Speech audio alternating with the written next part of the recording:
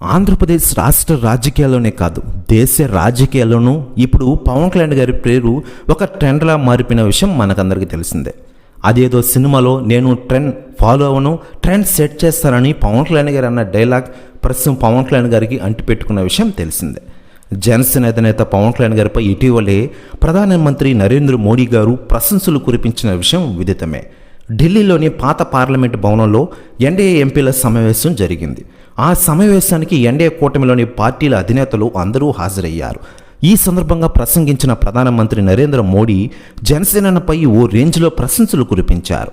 ఇక్కడ కూర్చున్న వ్యక్తి పవన్, ఆయన పవన్ కాదు తుఫాన్ అంటూ ప్రశంసలు కురిపించారు. ఇక ఆంధ్రప్రదేశ్లో అద్భుత విజయం సాధించామన్న నరేంద్ర మోడీ ఆంధ్రప్రదేశ్లో విజయం ప్రజల ఆకాంక్షలను ప్రతిబింబించిందన్నారు. చంద్రబాబు పవన్ కళ్యాణ్తో కలిసి అద్భుత విజయం దక్కించుకున్నామని చెప్పారు. పవన్ కళ్యాణ్ చంద్రబాబు వల్లనే భారీ విజయం దక్కిందన్నారు మోడీ గారు. అప్పటి నుంచి ఆ వ్యాఖ్యలు వైరలైన విషయం మనకందరికీ తెలిసిందే. మరోవైపు పవన్ కళ్యాణ్ గారి గురించి ఇప్పటికే సెలబ్రిటీలు, రాజకీయ నాయకులు స్పందిస్తూ ఉండగా తాజాగా తమిళ సూపర్ స్టార్ రజనీకాంత్ గారు స్పందించారట.